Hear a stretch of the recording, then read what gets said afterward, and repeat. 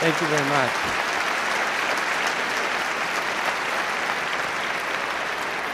Thank you very much. It's a pleasure to be here tonight with all of you, and an honor to be here with all of you for this evening's performance put on by the Origins Project. I should say I'm Lawrence Krauss. I'm the director of the Origins Project, and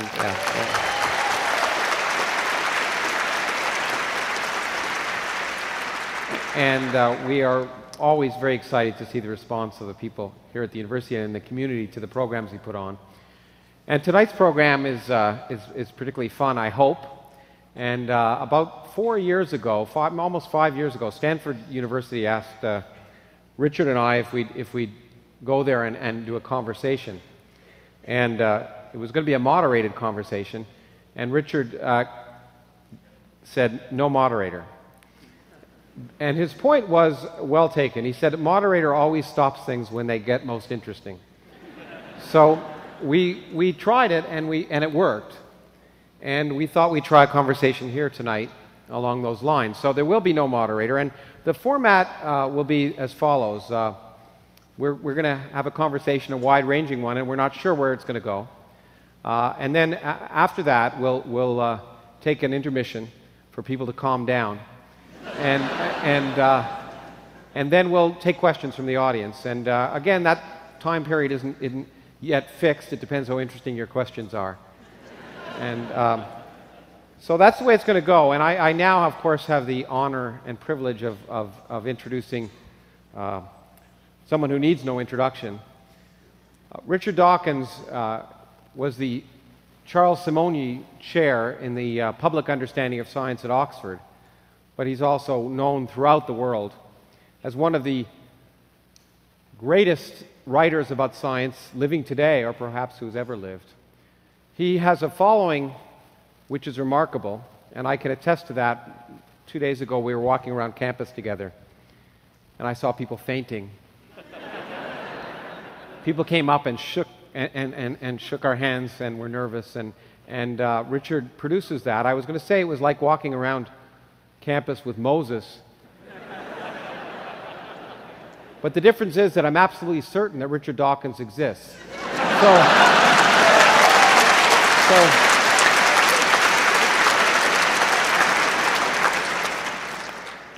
I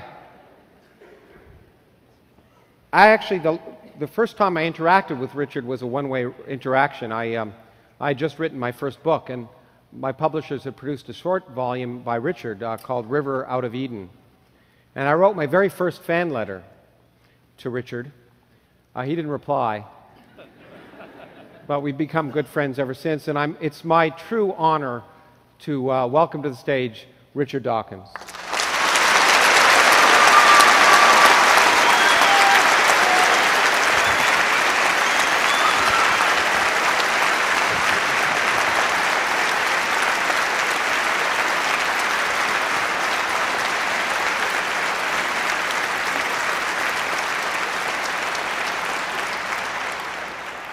Thanks for coming, Richard, and I know everyone's here to see you, so that's okay. I've made some notes just in case, but we'll see where this goes. Now, the title for this evening is Something from Nothing, which sounds quite self-indulgent, since it's also the subtitle of my new book. But it's not completely for that reason. In fact, Something for Nothing goes, I think, and we think, beyond that. And I wanted to start, Richard, by asking you, sort of, in the context of evolution, what something from nothing means to you. Charles Darwin solved one of the greatest riddles that the human mind has ever solved, which is how you get something from nothing, in the sense of how you get the immense complexity and diversity and beauty and elegance of life, and perhaps above all, how you get the powerful illusion of design that life shows, starting not quite from nothing, but starting from extreme simplicity. So before Darwin came along, it would have been extremely hard to believe that you could possibly explain how you get a human brain, a human eye, a horse's leg, a swift's wing, how you could get such beautiful and apparently elegantly designed things by purely the laws of physics acting out over a very long time from very simple beginnings. So getting something from nothing, Charles Darwin gives us all confidence.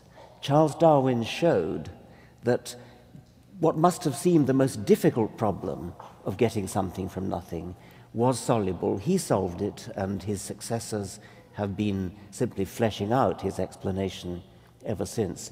But after Darwin, it's no longer possible for anybody, any reasonable person, to say, oh, I simply can't believe you could get something so complicated as that. So by reasonable person, you're not talking about the Republican candidates then, I guess? Yeah. Okay.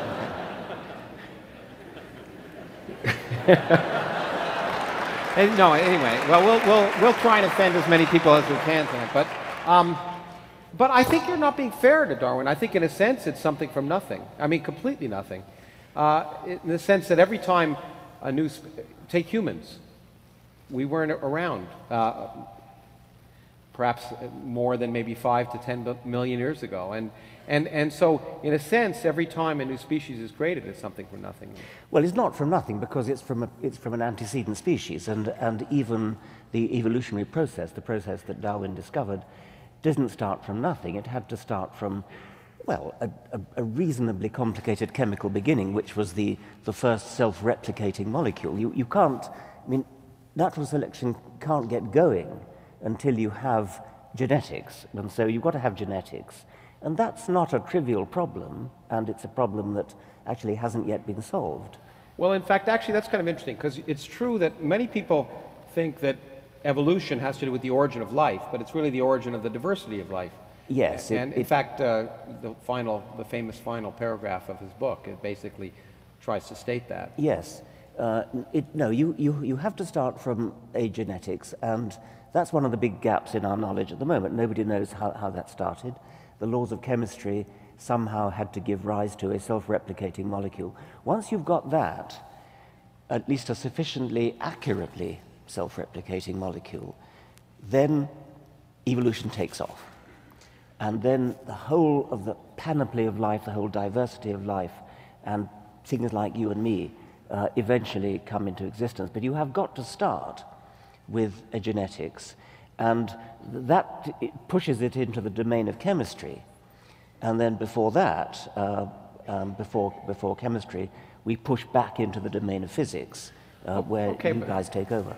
But let's keep pushing on that point, because at some point, I thought of this in the context of the universe, and we may talk about it in a while, but there was no life on Earth when it was created, and there was no life potentially for maybe a few 100 million years. But then there was life. And so there's the moment when you go from chemistry to biology. It seems to me at some point that for many people, in fact, when they talk about something from nothing again, especially those who feel that the something requires a creator, that the origin of life itself, that is the creation of something from nothing. Yeah. The Earth is about 4.5 billion years old, and we don't know when life began, but probably after about 500 million years, but probably around about 4 billion years. For the next couple of billion years, there were nothing but bacteria. And then, so life that you couldn't see without a microscope. And then life started getting sort of big and interesting, really only about 500 million years ago, at the time of the Cambrian explosion. Biology, as I said, hands over to chemistry as we push back. Round about 4 billion years. Back in that moment, which and it's clear we don't yet understand how that transition occurs. But it seems to me, if you wanted to think into that moment is a perfect example of how the laws of nature can create something from nothing, namely life from non-life, which is a dramatic change. It's a dramatic change, and it was the creation of genetics. That was the key point. The creation by the laws of chemistry of the first gene. And it probably wasn't DNA, by the way. It would have been something simpler than DNA. DNA has been called a high-tech replicator, a high-tech genetic molecule. So probably DNA had a forerunner, a sort of John the Baptist molecule. Well, we'll get there. I think the question. So people could rightfully say, how would you respond? I suspect I know how, but how would you respond? So people say, look, we don't understand the origin of life on Earth, and therefore God must have done it. Even theologians don't buy that. I mean, sophisticated theologians. But it's what they call the God of the gaps argument. It's pushing God into the few remaining gaps in our understanding.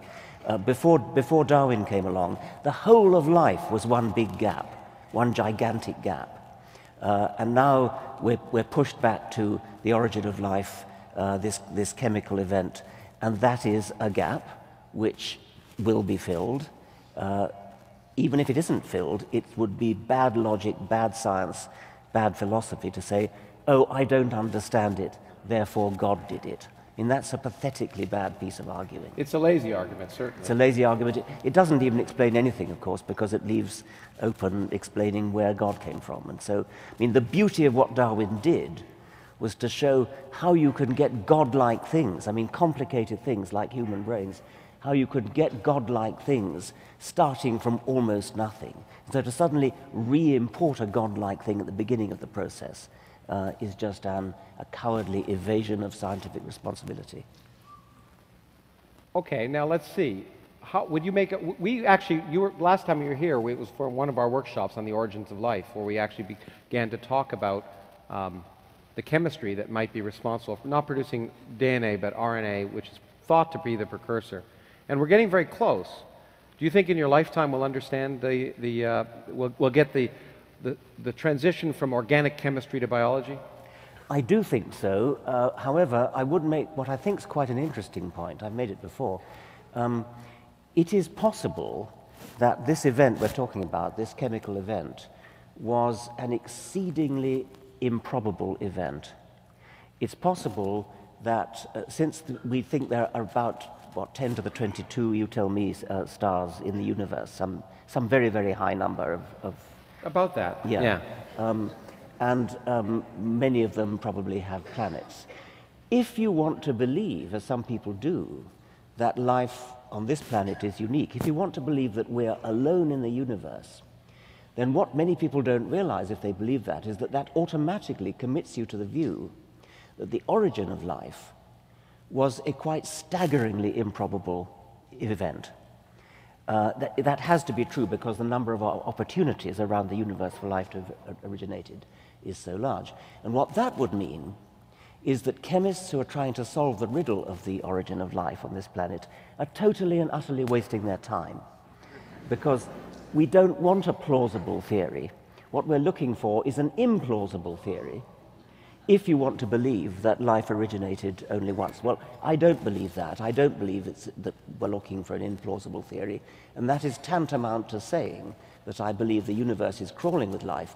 On the other hand, because that argument depends upon the sheer number of available planets, crawling with life could still mean there could be a billion independent origins of life, a billion islands of life out there, and yet they could be still incredibly rare, because a billion is a tiny number compared to the 10 to the 22. Yeah, that's one of the things, of course, that where cosmology comes in, that one of the things that, but it relates to evolution too, because the thing that makes evolution so difficult for many people to appreciate, from my experience and I'm sure from yours, is that life has been around for a long time, and a human time scale is very short, and it's very difficult to imagine such long time scale. So even if rare events happen in the evolution of life, with 4.5 billion years, there's lots of time for many rare events to happen.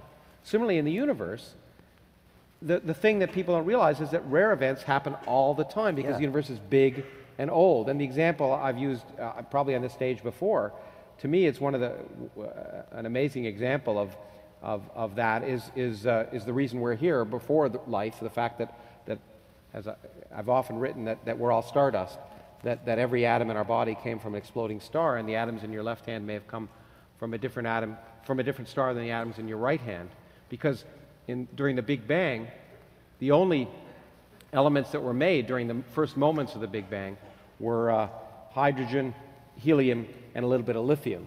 and lithium may be important for some people in this audience, but the really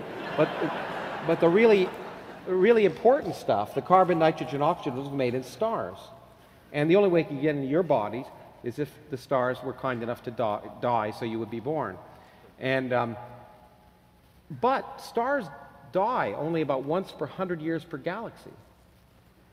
And so it seems like, how could that happen? And in fact, but nevertheless, in the age of our galaxy, 200 million stars have exploded. Yeah. And if you look with a telescope, or to get a very powerful telescope, go out to a dark spot outside Phoenix and look at a dime-sized hole in the sky, with the most powerful telescopes we have today, you can see 100,000 galaxies in that little dark region of the sky. So rare events are happening all the time, and the same is true in a biological context. And I think it's that the fact that we live a brief 100 years or so, and that makes evolution so difficult for people to comprehend. Our brains were sculpted by natural selection on the African plains to only perceive timescales of a very short order, of a few years, a few decades. Then, if you say that a star explodes once every 100 years or so in our galaxy, the number of centuries that our galaxy has been around is a very large number of centuries. And the number of centuries available for evolution to have taken place is extremely large. This is exactly as you say.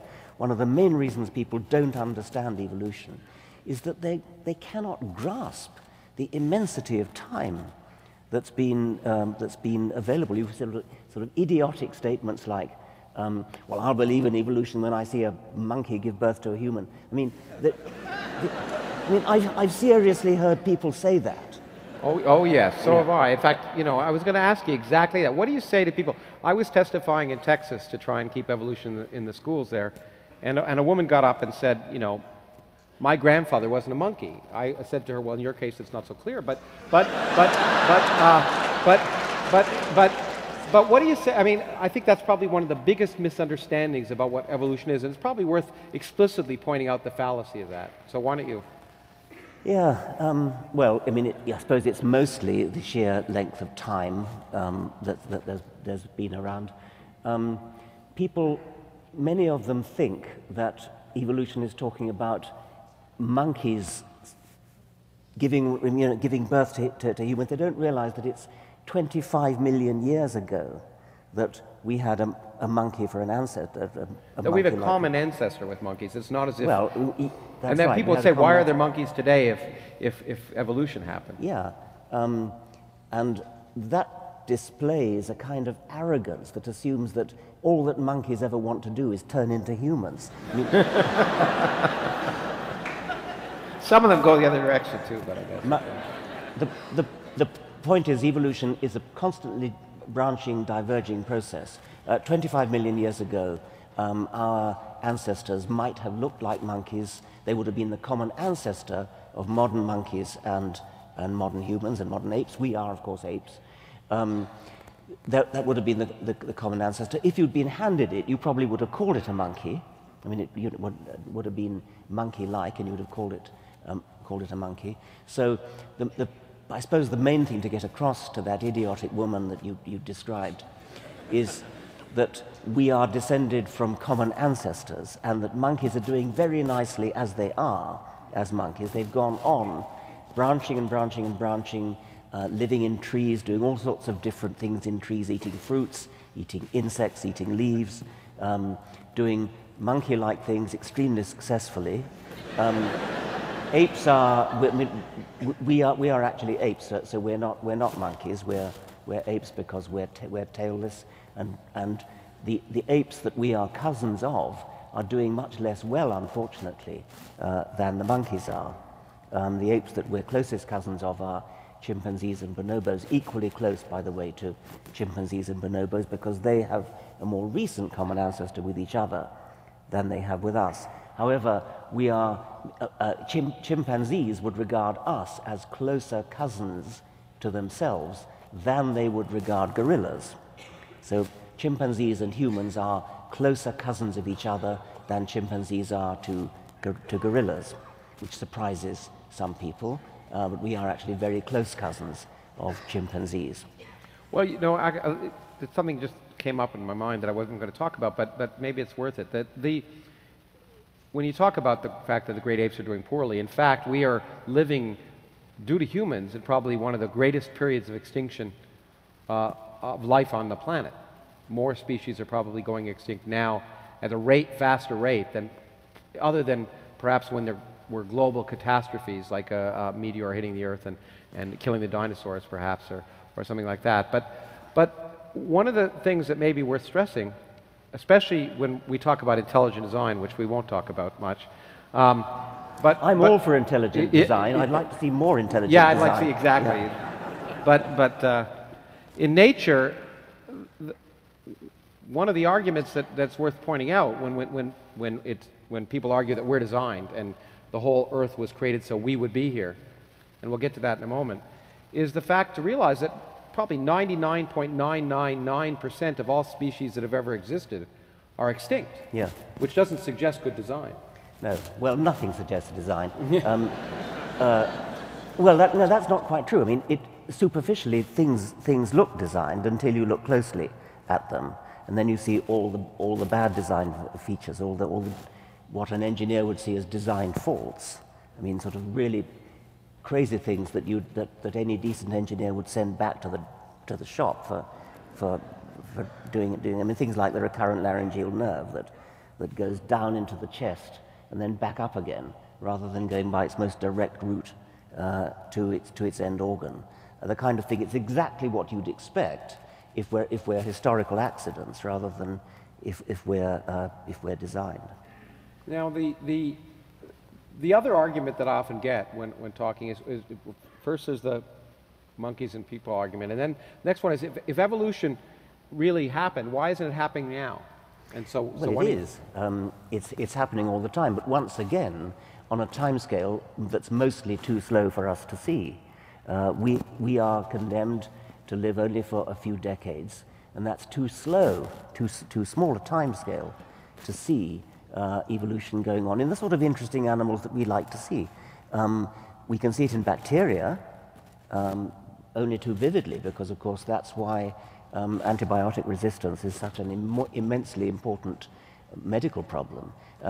If doctors at the time of the invention of penicillin had their Darwinian wits about them, they would have been able to predict that resistance to antibiotics would have evolved very fast, which indeed it has. And by the way, I hope there are some doctors here, it's very, very important for doctors to understand Darwinism, and I recommend Nessie and Williams's book on Darwinian medicine.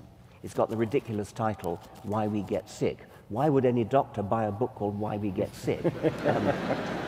But the real title of that book is The Science of Darwinian Medicine, and I wrote a blurb for it which said, buy 2 copies and give 1 to your doctor. So if there are any doctors here, please read that book. It's very important. You know, it is interesting, because I don't know if you've had this happen, but I've had people write me saying, I'm a medical doctor, and I don't believe in evolution. That's a disgrace. Yeah.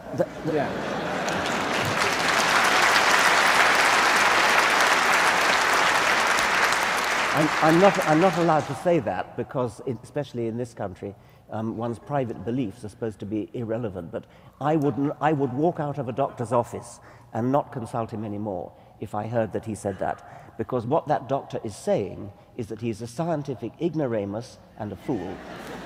We'll get back to that. And you don't want a doctor who's a fool. Yeah, or as we'll talk about, or politicians, as we'll get to in a bit. But in fact, in that regard, it's interesting to me at the same time how people can hold beliefs which are incompatible with other beliefs they have. And in some sense, everyone is a scientist, they just don't realize they are. And yet, when it's a time of crisis, that's when it's the case. The example I give is when George Bush was president, he said intelligent design should be taught alongside evolution so kids will know what the debate's all about. And it wasn't a stupid statement a priori. It was ignorant, because it was just didn't realize there's no debate. There's no debate. And that's fine. I don't mean ignorant in a pejorative sense. I just mean it wasn't aware. Ignorance is no crime. You just don't want to consult a doctor who's ignorant. But what amazed me is that, in the same administration, when the avian flu, of course, was going to be a problem and mutating to humans, President Bush said, we've got to find out how long it takes before the avian flu will mutate into humans. And what amazed me is that no one in his administration, not a single person, said, you know, it's been designed to kill us, forget about it. Yeah. No, this kind of... It's a very good point. This kind of split brain business, which you've just been referring to, the most glaring example I know is actually more in your field than mine. I was told by the professor of astronomy at Oxford of a colleague of his who's an astronomer, an astrophysicist, who writes learned papers, mathematical papers, published in astronomical journals, mathematical papers, assuming that the universe is 13.7 billion years old. But he privately believed the universe is only 6,000 years old. And now, how can a man like that hold down a job in a university as an astrophysicist? And yet we are told, well, it's his private beliefs. You mustn't interfere with this man's private beliefs as long as he writes competent papers in astronomical journals. That's fine. As long as he doesn't, well, I mean, the key thing is, does he teach his private beliefs? Okay, let's hypothetically suppose that he teaches absolutely correctly that the universe is 13.7 billion years old. How could you want to take a class from a man who teaches one thing and believes something so many orders of magnitude different? It demonstrates, you're right. I mean, from my point of view, it would be an interesting question from a university tenure point of view, because it demonstrates clearly intellectual deficiency. And yeah. In fact, a scholarly deficiency, because if you can't tell, there's an inconsistency. And in fact, it's not just him. And I have people, in fact, you may not be aware, but you can go on YouTube and see one of our state senators talk about the fact that when radioactive waste disposal, and she says you have to keep it for a long time because the Earth is 6,000 years old. And when people say that to me, I not only get offended, but I call them hypocrites, because in fact they are. If they drive a car, if they use a toaster, if they take drugs, if they do anything that is modern society, the chemistry, the biology, the physics that makes those things possible is completely inconsistent with the 6,000-year-old Earth. So you cannot believe that and use a car or get in an airplane without calling yourself a hypocrite. And in fact, this person clearly, in my mind, you're absolutely right, is not competent to teach in a university. Yeah. I'd have to say. We'll get to astronomy in a bit, but before we get to the, we've talked about the sort of obvious problems that people have with evolution and some of the misconceptions, but let's jump ahead and talk about some forefront science, so we can do that this evening. What do you think is the most exciting sort of set of developments that are taking place in evolutionary biology, or I mean, we heard some of them at the meeting that we had, that you and I were at, and I know what excited me the most, but I wanted to well, see I mean, at that meeting which we had here, we were talking about the origin of life, and the questions like how much of what we know about life on this planet had to be true because there's only one way for life to be, and how much of it just happens to be true, and therefore, by implication, if you discover life elsewhere in the universe, it'll be different. So, for example, I would put my shirt on saying that there has to be a genetics of some sort. I put my shirt on the genetics having to be extremely high fidelity, which DNA is. But I wouldn't put my shirt on it being DNA. It's got to be something that's just as good as DNA. I think I might put my shirt on protein being the actual executive part of the equation. And I think I would put my shirt on protein not being the genetic molecule itself. Protein is very ill-suited to being a coding molecule, to transmitting information. So the separation between a genetic molecule and an executive molecule is probably something that all life has to have. And probably it's got to be protein. I mean, protein has this remarkable property of coiling up into an exact three-dimensional shape determined by its one-dimensional sequence of building blocks, of amino acids. But still, these are questions which biologists need to talk about. Could you imagine an alternative biochemistry which is different from ours? In fact, there was some at our meeting. People were trying to build genetic sequences with 6 sets of base pairs instead of 4. That's right. I mean, you could certainly imagine a different kind of genetic code. And before the genetic code was established as a triplet code, no less than the great Francis Crick played around with alternative genetic codes. And indeed, he found one that looked much more intelligently designed than the one we actually have. But maybe it doesn't have to be a triplet code. Maybe you could have more than 4 bases, 4 letters of the alphabet. And these are all interesting questions which are at the moment unsolved. One of the things that hit me, and I'll go out on a limb, although not that much of a limb perhaps, during our meeting, as you pointed out, biology comes from chemistry. And we were discussing processes that are getting closer and closer to the origin of life. We had a geologist here from ASU talking about some remarkable fact that in extreme environments, as could have existed in the early Earth, right now it takes energy to build up complex biomolecules. And so it seems, how could you imagine building up something like RNA or its precursor? But in fact, under extreme conditions, you can show the reactions go the other way, that in fact it's endothermically favorable for large molecules to be built up. But when I started to see what people who were trying to develop alternative sequences were doing, it seemed to me more and more, I would be very surprised personally if in fact life could be any different than it is.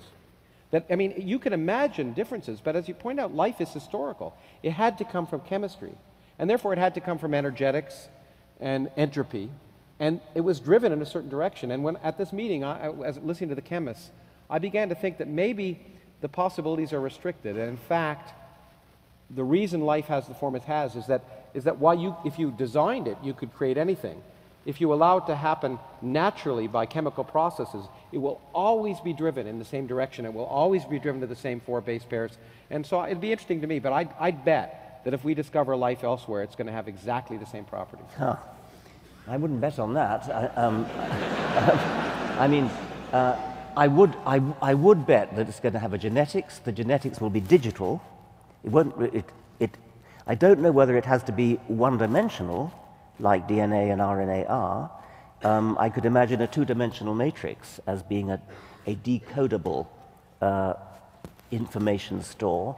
I don't think it could be 3-dimensional because you can't read out from a 3-dimensional object so easily. Though we're doing that in physics, but yeah, eventually you could. Eventually you could, maybe.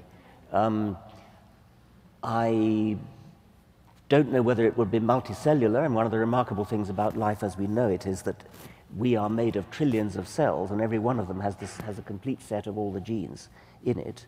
That's not obvious to me that life's got to have that.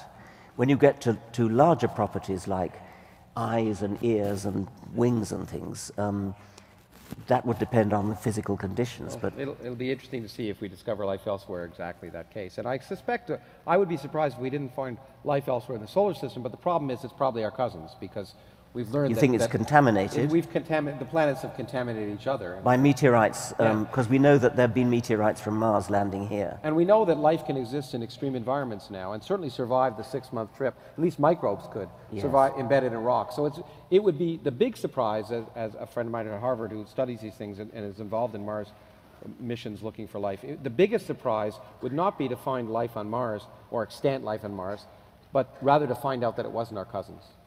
And so it'll be interesting to see what happens in that regard. Well, Paul Davies, of course, would like to find a completely alien form of life right here. Because if we could find 2 geneses, then it would indicate that life is not so rare. That would be just wonderful. It's sort of the principle of looking for your keys under the lamppost, because that's where the light is rather than... Well, exactly. Now, but this leads to a question which may allow us to segue into another area, which is, when we'll find out, I hope, whether life is unique, Einstein asked a question in the case of physics, which I suppose you could ask in the case of biology. He phrased it poorly, because Did God have a choice? Yeah, he said, did God have a choice in the creation of the universe? And by that he didn't mean God.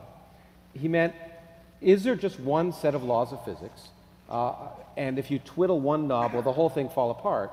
But I think it's an interesting question also in the case of biology, and we'll find out. Did God have a choice in the creation of life in that sense? Is there one?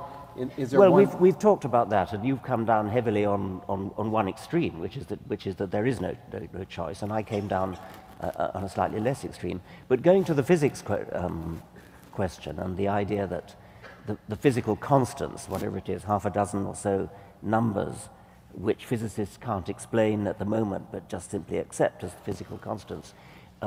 If you twiddle those knobs, and you get a different, would you get a different kind of universe? Would you get no universe at all? Is there only one way for a universe to be? I mean, what's your view? Well, that is, in fact, I think, the central question of physics. And sometimes the thing that drives me, and I suspect many of my colleagues who do particle physics or cosmology, the question is, I mean, I grew up, I became a scientist because I wanted to understand why the universe is the way it is, not why it should often be different.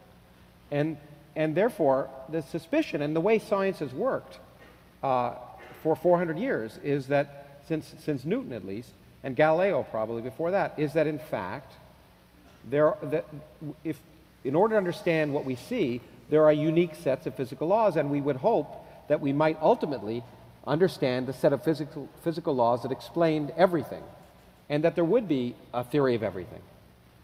That was a hope, and it's still a hope in some sense.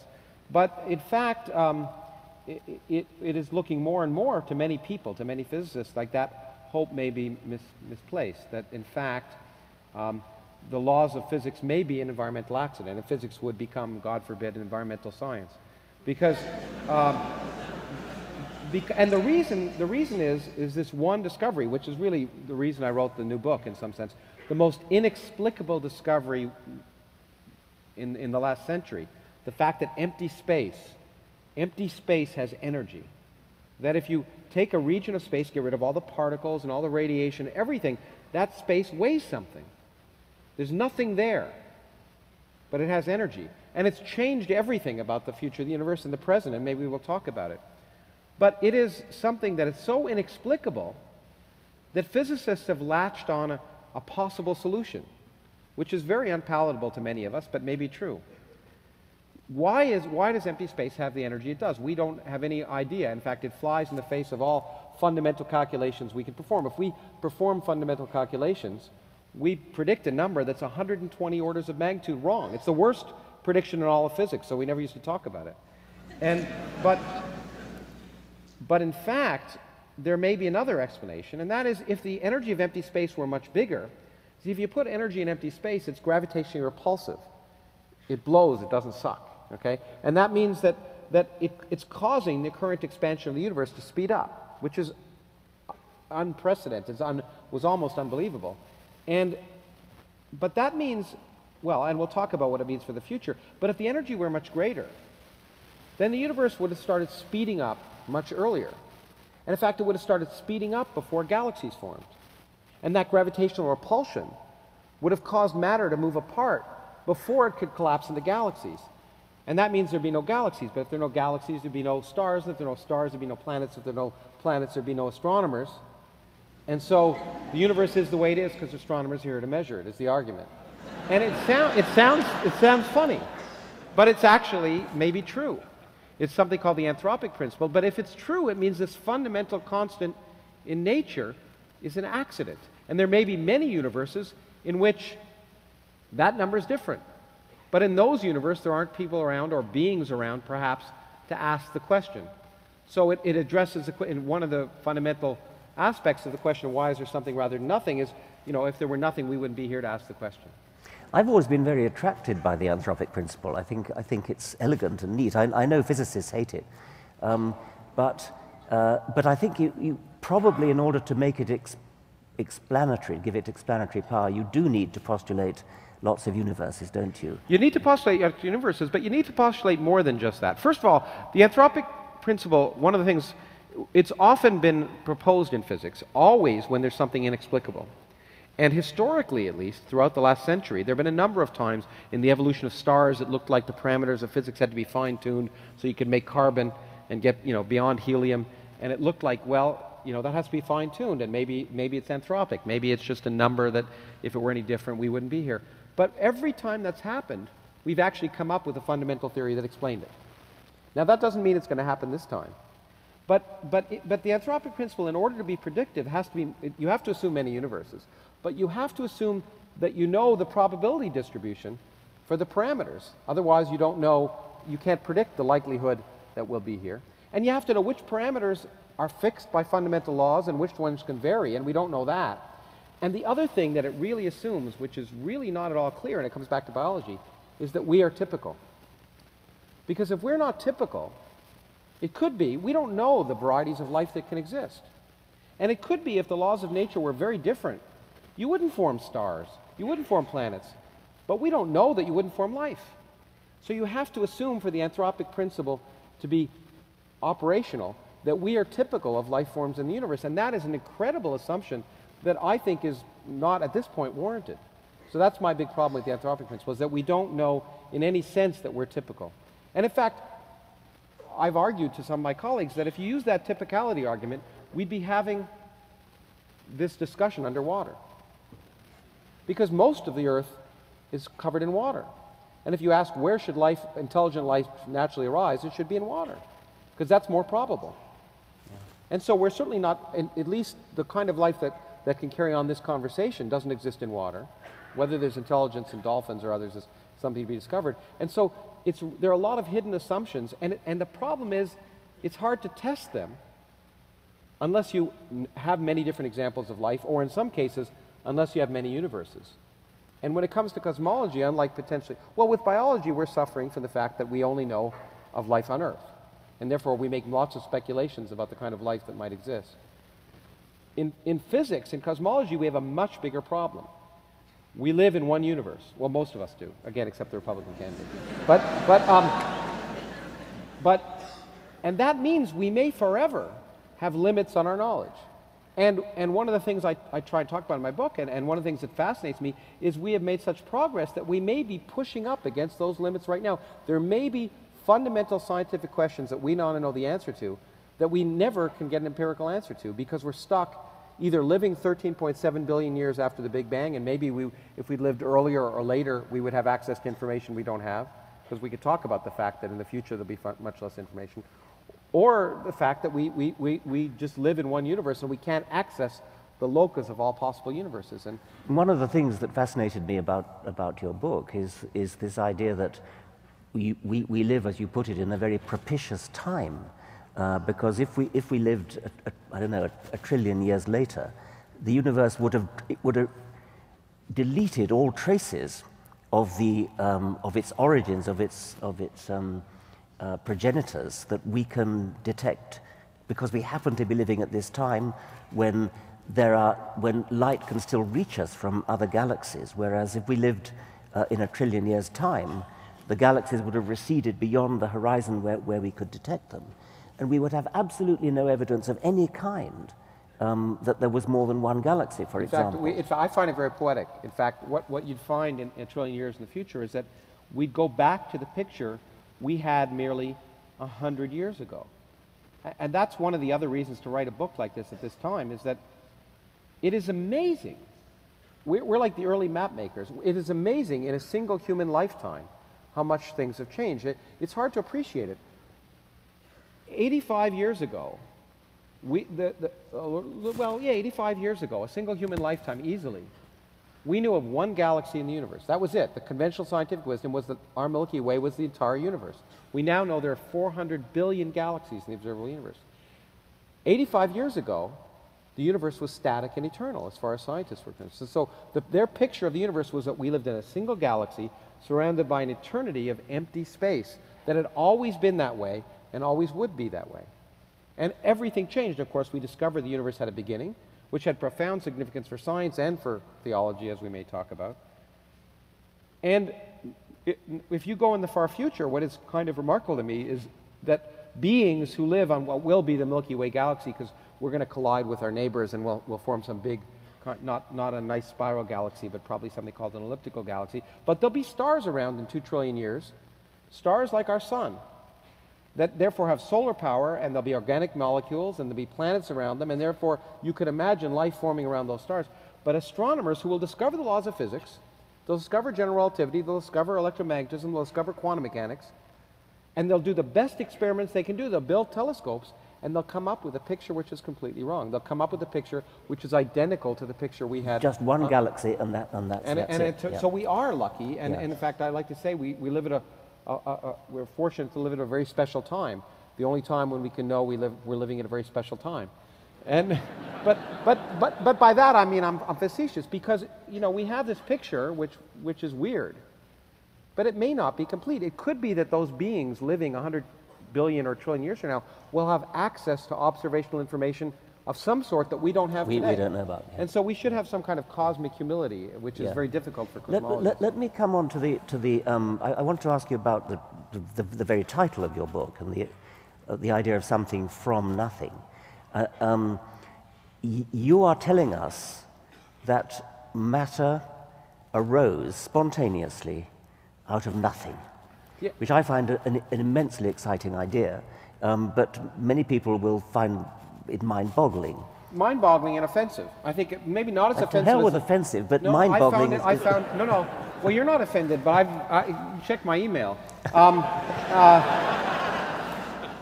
It amazes me because the purpose of the book, to some extent, is to say something remarkable. And you were kind enough in the afterward to point out the analogy to Darwin, and I was pretentious to make it, perhaps. But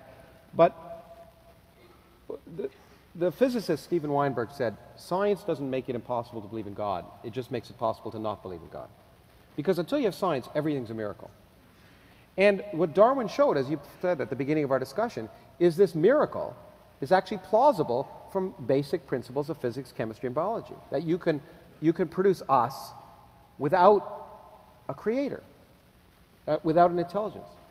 And what we've learned is remarkably this question, which is, in the sense of cosmology, in my mind, the last bastion of those people who feel there must be a creator, is the fact that it is plausible, based on everything we now know, that a universe could come from nothing. Now, that doesn't mean it did come from nothing any more than Darwin's argument implied that life absolutely originated by chemistry. We don't know that yet. Similarly, we can't prove that the universe arose from nothing, but the discoveries in physics and cosmology have led us to realize that it's increasingly plausible, and I find that remarkable and worth celebrating. And one of the examples of that, and there's a number, but maybe some of them are too much for us to talk about tonight, is this remarkable fact that nothing is unstable, that empty space is unstable. The laws of quantum mechanics, combined with gravity, will tell you that if you have empty space there, and you wait long enough, particles will be created. And if you wait long enough, empty space will always produce a universe full of matter. And it's not a scam. There's no violation of energy conservation. It's from the fact that gravity can have negative energy as well as positive energy. And so nothing is unstable. And in fact, that's the first answer to why there's something rather than nothing, is that nothing's unstable. The big surprise would be if there was nothing. Not that there's something. Now, the problem, of course, of saying that is people say, that's not nothing. That's not, and and it's an interesting problem, because when I've discussed this with theologians and philosophers, some of them, and you ask, what's nothing? And my argument is that these are scientific questions, not philosophical or theological ones. And I think the nothing that Aristotle would have had, or say Thomas Aquinas, or any of the people who first asked why is there something rather than nothing, that nothing would have been an eternal empty void, namely empty space. But once I argue that empty space can create something, then immediately I'm told that's not nothing. Yeah. And then I show that space itself can be created from nothing, and then I'm told that's not nothing. And then I say, well, and because there are still laws of physics. And then I argue that, in fact, the laws of physics, for the reasons we've discussed, the anthropic principle, there may be many universes, and it's quite likely that even the laws of physics themselves arose by accident when the universe was created. So even the laws aren't there. And I'm told that's not nothing. And the definition of theologians, I think, for nothing is that from which only God can create something.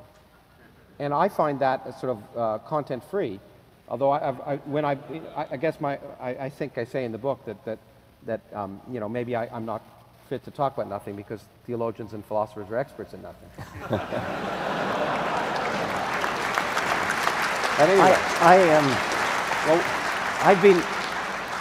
I've been accustomed to the idea that pushing back from biology into physics, you get back to a zone where we don't understand, and you get back to a zone where there's not nothing, but sort of a primeval simplicity. What I learned from your book, which I find stunningly exciting, is that it is literally nothing. I mean, that's what really, and as you say, even the laws of physics and space, you can explain. I mean, space, you can create a universe where there's no space before. Yeah.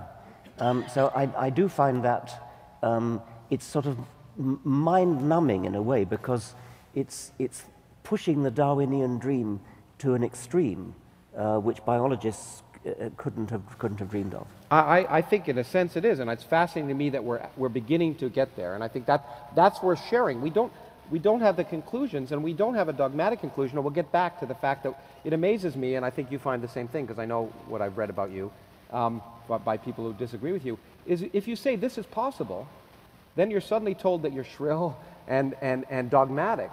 But we'll get there. But before we do, I mean, one of the things that we just talked about is how amazing the universe really is.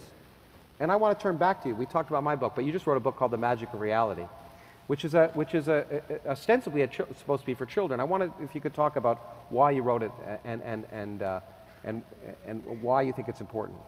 Well, any scientific book that's important is worth writing for children, because they're the future, and as is often said, the sort of natural born scientists in any case. So I'd always wanted to write a children's book, but actually I like to think that it's readable, it's understandable by adults as well. In fact, I would argue, yeah, I often say if the children understand, there's a possibility the adults don't understand it. But in fact, I wrote a blurb for the back of the book, and I really think, actually, while it is in principle called a children's book, it actually addresses the very questions that not just children but adults ask. The kind, maybe you can through the questions. I haven't attempted to answer these very profound questions we've been talking about, which belong in the field of modern physics, 20th century, 21st century physics. I haven't tackled that at all. The physics that's in The Magic of Reality it's 19th century physics. But most people don't know 19th century that's physics. Right. I think it's I mean, I don't want to do a disservice to people, because you can get along in life apparently without knowing it, but to be able to deal with those basic concepts without being patronizing, and I think the book isn't patronizing, I think it makes it accessible and of interest to adults too. I mean, it's questions like why do we have winter and summer? Why do we have night and day? I mean, even easy questions like why do we have winter and summer? It's amazing how many people think the reason we have winter is that's when the Earth is furthest away from the sun. I was going to ask the question here. Are you okay? Afraid, no, it's all right. We've already given it up. But okay. But I mean, I haven't. It's just if there are any Australians present, they would. They would know the difference. Yeah. In fact, studies have been shown, if you ask that question, the majority of people will say, in summer the Earth is closer to the sun than in winter. Well, as an Australian would say, Northern Hemisphere chauvinism. Yeah, exactly. Yeah. It's the tilt of the Earth, and it's described there. But when you were writing with kids in mind, did it change the way you wrote compared to when you were writing? I think just a bit of restriction of vocabulary. I like to, when writing for adults, use the full vocabulary at my disposal. And I think it's fun to, we have a beautiful instrument in the English language, and I think we should use it to the full. But when writing for children, I would tend to avoid using words that too many words that need to be looked up in the dictionary. I mean, there's no harm in looking words up in a dictionary, and we should all do it from time to time, but you don't want to look up too many. So that's really the only restriction. That was the only restriction. But otherwise, so. you Yes. didn't find your writing style had to change at all. Don't think so. No. No. Yeah, I didn't notice it when I read the book, and I was wondering if there was any conscious thought in your mind. Now, this allows us to segue to something which we would be remiss if we did not discuss, which is religion, and science and religion in some sense. I would suggest that one of the reasons that it's really important to teach kids about science is that they're often that they're brainwashed from a young age with other ideas. Do you want to talk about that a little bit? Maybe the fact that... Yes, I mean, I think that is absolutely true. And when we talked about this astronomer who thinks the world is 6,000 years old, and one knows of many other people who think that, I mean, that is so ludicrous. That's got to be due to childhood indoctrination. There's no other, I think, reasonable explanation. And I think it is a tragic abuse of childhood. I won't say abuse of children because that has other connotations, but abuse of childhood to fill a child's mind, but I won't use it. Okay. to fill a child's mind with what are now known to be falsehoods, just because they have some kind of historic origin. Before we get to that, I want to touch on whether science is incompatible with religion in your view, and why, and I'll talk about my opinion in that regard too. But one of the things that you've set out, well, we both enjoy teaching science, and we want to, and one of my goals and your goals is to help people understand science. But I think it's fair to say that one of your purposes in doing that is to destroy religion, is it not? Well, I love truth. I love scientific truth, and in my own field of biology, ever since Darwin, we've got a very, very long way towards understanding it. And I'm now learning that in your field, we're coming stunningly close to understanding everything. And that is such a beautiful idea, such a wonderful, exciting, exhilarating idea, that it is, I would go as far as to say, an obscenity to fill a child's mind with a parochial, small-minded, petty, medieval alternative, which has nothing going for it whatever.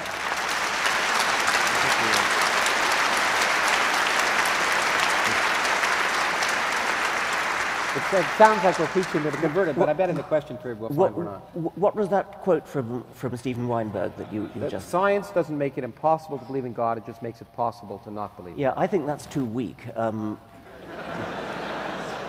In the following sense, that it doesn't just make God redundant, it doesn't just give God nothing to do, which it certainly does. I mean, biology, ever since Darwin, has left God nothing to do.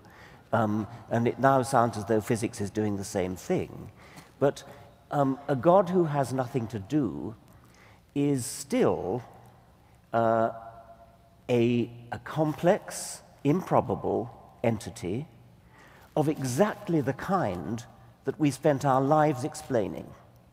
So the whole Darwinian enterprise and the whole enterprise that you're engaged in physics is to explain how we can get to things like gods and explain them. And so if you suddenly then import a god at the beginning of the universe, that's a betrayal of the entire scientific enterprise. It's not just that God's not necessary.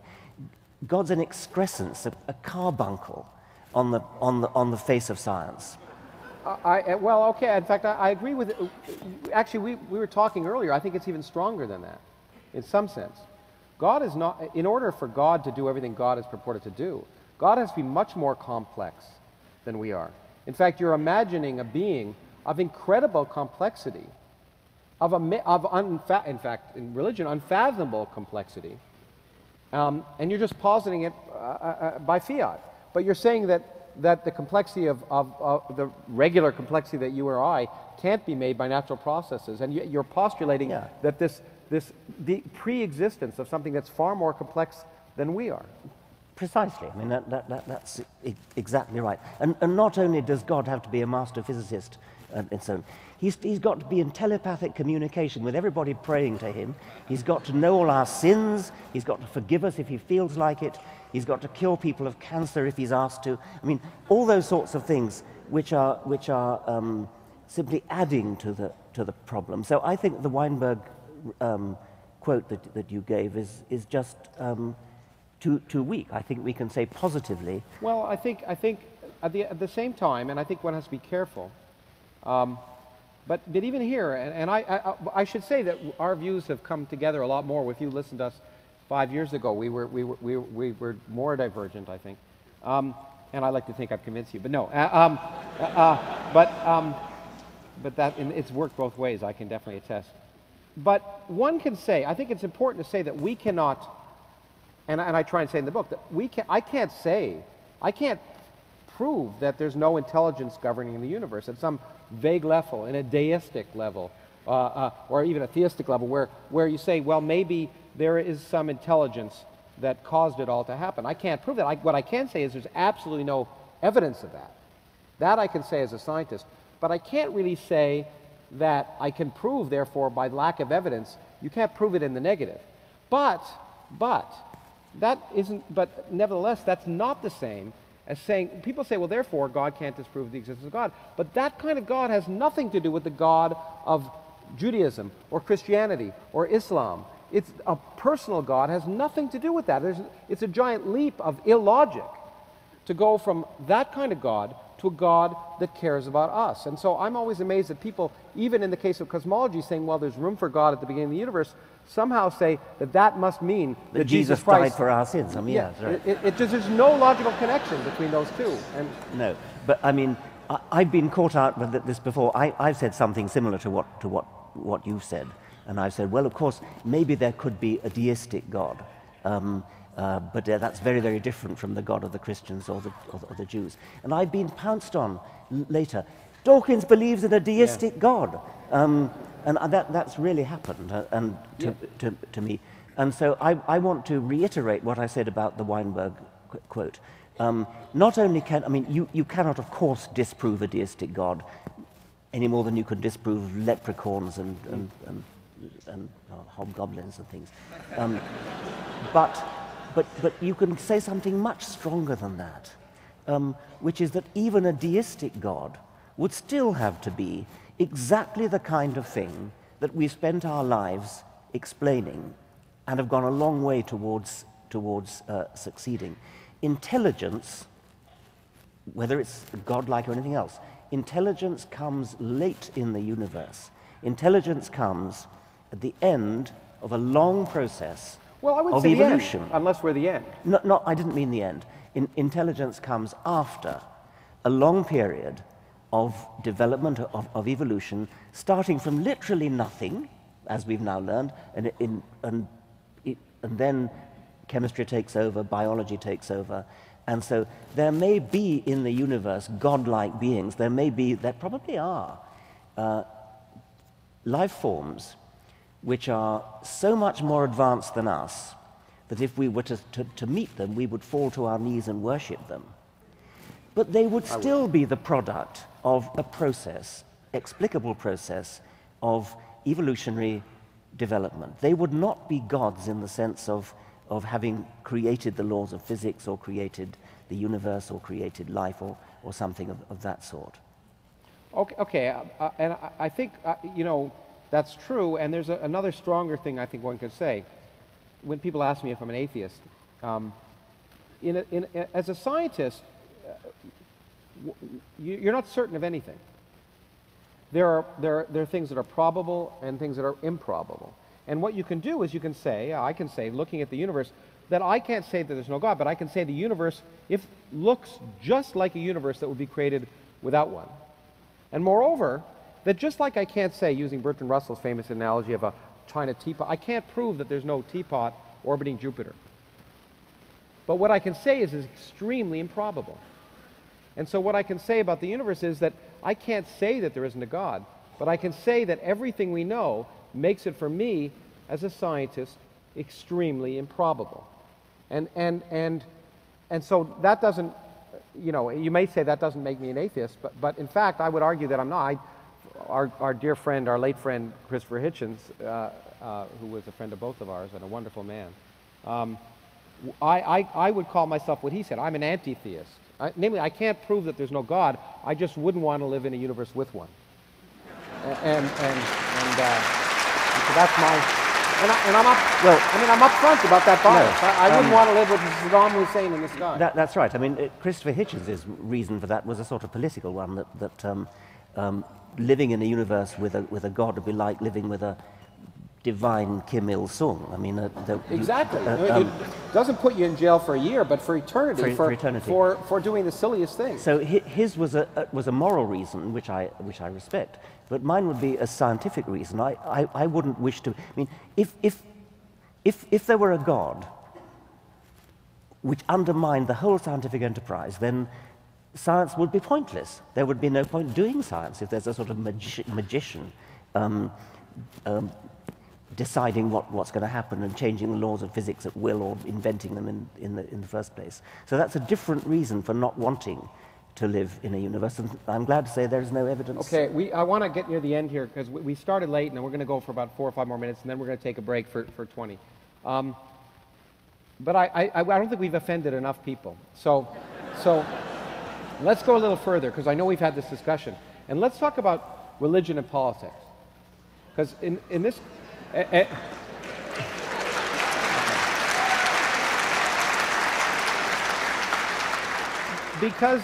Because you said something to me which I think is going to shock a lot of people here, and I think it's worth discussing. We both agreed that the astronomer shouldn't be teaching astronomy when they have personal beliefs which are idiotic. And a doctor shouldn't be a doctor when they have personal beliefs that are idiotic. Now, I've known, basically, you have argued to me, and I think we should have that discussion, about whether that applies to politicians, and particularly some of the politicians that are running for president now. Well, I find myself in a difficult position because I'm kind of aware in America, and I'm not American as you can tell, that that the separation of church and state is deeply ingrained in the American politic, and rightly so. And John Kennedy, when challenged on his Catholicism, rightly said this is a separate matter, and as long as I don't bring my Catholicism into policy, you've nothing to complain about. And this is very, very, very laudable. But going back to the doctor, the hypothetical doctor and the astronomer, if you knew that one of the candidates that you're contemplating voting for believed that in the 19th century a man called Joseph Smith dug up some golden tablets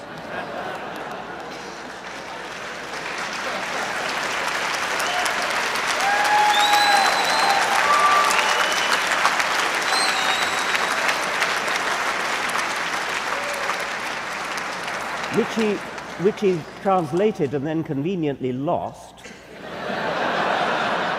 and translated, moreover, although a 19th century man translated them into 17th century English, and lots and lots of other... And more importantly, unlike some of the... I mean, we also agree that the biblical stories are equally ridiculous, but the difference is we don't know they were written by known con men, but in fact he was a known felon. Yes, that is true. And so if the person you're contemplating voting for believes all that, believes that the Garden of Eden was in Missouri,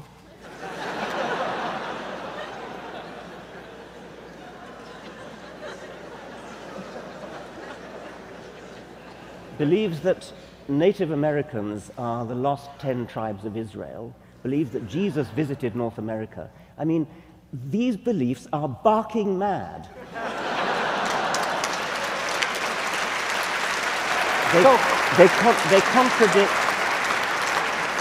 They contradict everything that's known historically, archaeologically.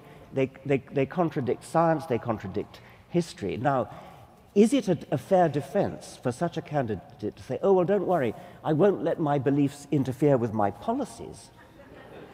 Well, maybe he won't, but do you want to vote for somebody who's capable of holding in his head such unrealistic nonsense? I mean, do you want a president who believes palpably foolish things, even if he promises that he won't actually let them... it's just back to the problem of the doctor and the astronomer again. So, in case we're not being clear enough,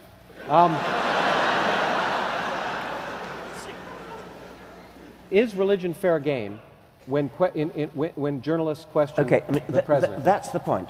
I mean, my view, and it's not a popular view in America, my view is that a candidate's religious beliefs are fair game for journalists to ask questions and for debaters. When candidates are having a debate, it seems to me absolutely reasonable to say to a candidate, do you believe so-and-so? I mean, I would be prepared to say to a Catholic such as John Kennedy, do you actually believe that the bread actually turns into the body of Christ?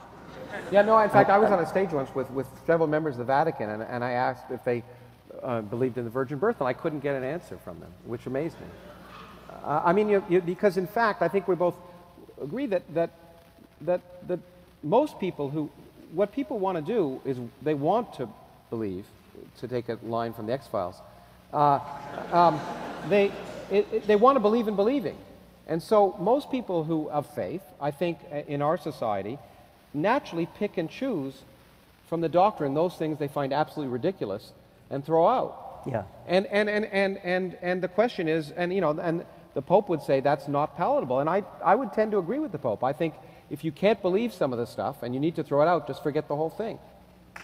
Yeah.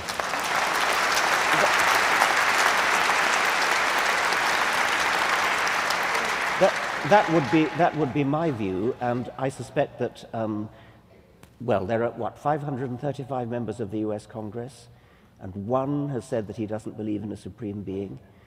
That's statistically not possible. I mean, a fair number of those members of Congress presumably have had some sort of education. I mean, it's not obvious. Not all, but a good number. I mean, there have got to be a very substantial number of atheistic members of the United States Congress, probably more than a couple of hundred would be my guess, and yet they cannot admit it. So in order to get elected, you have got to lie about your beliefs. And I think that's right, and I think it's good to call them on it in one sense. I disagree with you slightly, maybe because I spent a lot more time in this country. And I would say, another friend of mine, Noam Chomsky, who I asked about this, said, I don't care what people believe, it's what they do that's important. And to some extent I agree, but my point is, if people don't hold the religion on their sleeve, so it's obviously not relevant, like Lincoln, say, then it's not relevant to them, then it's not relevant, then it's not in the public domain, and journalists needn't ask questions about it. But if they do hold the religion on their sleeve, then it becomes in the public domain, and it becomes appropriate for journalists to bring it up. So because then it's an action. They're saying, elect me because I'm a person of faith, not because I believe that we need to improve the economy or this or that. So that becomes their action in the process of an election, and then it becomes a legitimate target, in my opinion, for journalists, and they shouldn't show a mercy. No, I mean, I think that's almost obvious, but I'm really coming back to the nub of the question, which is that even if they don't take any action based upon it, I mean, would you, going back to the doctor, an extreme example which I actually published on a blog somewhere, was a hypothetical doctor who doesn't believe in the sex theory of reproduction, believes in the stork theory of reproduction. I thought I was pushing to the limit. I assumed that everybody would agree with me, at least here, that you would not wish to consult such a doctor. Not a bit of it. I was kicked around the room on this American blog.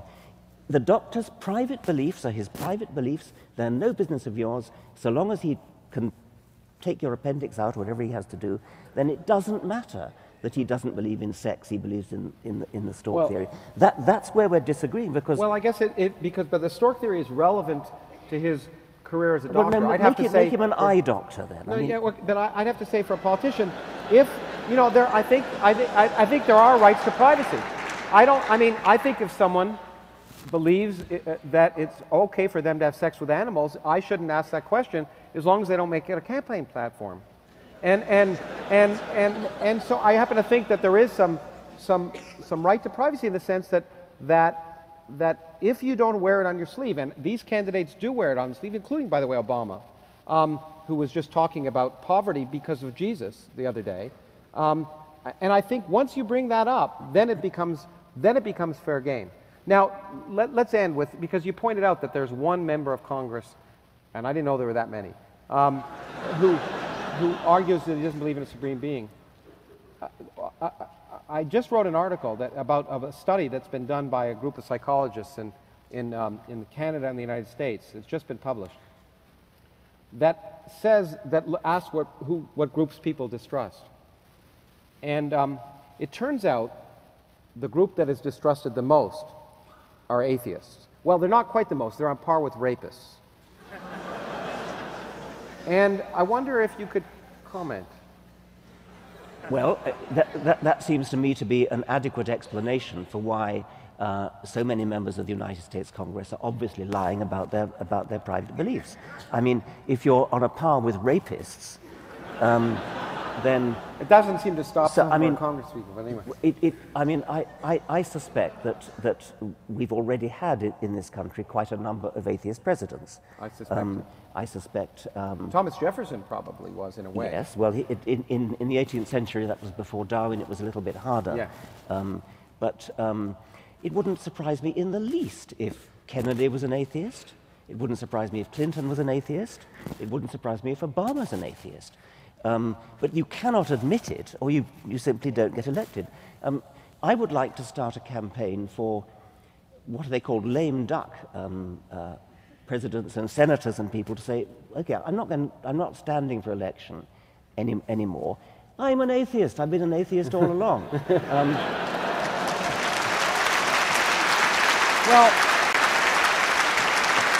that probably is a good place to get close to stopping, because I will say that one of the things that impacted upon me the most in our discussions and listening to you is the notion that we need to consciousness raise. So at least the question, just questioning the existence of a deity, doesn't become akin in our society to being evil, to being someone you don't trust. That just questioning, which is really at the basis of science, which is at the basis of progress, should be something we revere rather than revile. And so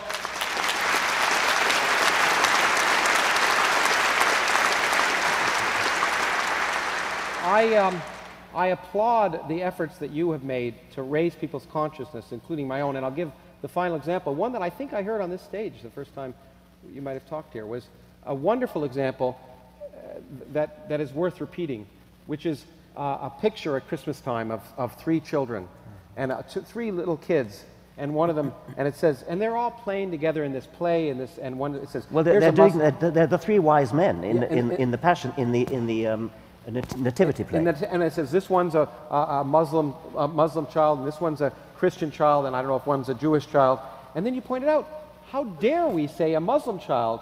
Why not say a 4 years old? Yeah, or you know, a libertarian child, or a neoconservative child, a postmodernist child. So I think we need to, and one of the ways to do that, I think, is have frank discussions about issues that we're often afraid to discuss in public, and I'm happy that we were able to do it here. So thank you very much.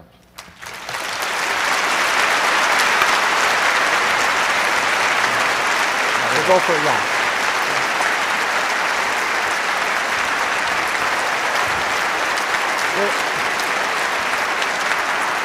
Richard, come on back out for applause.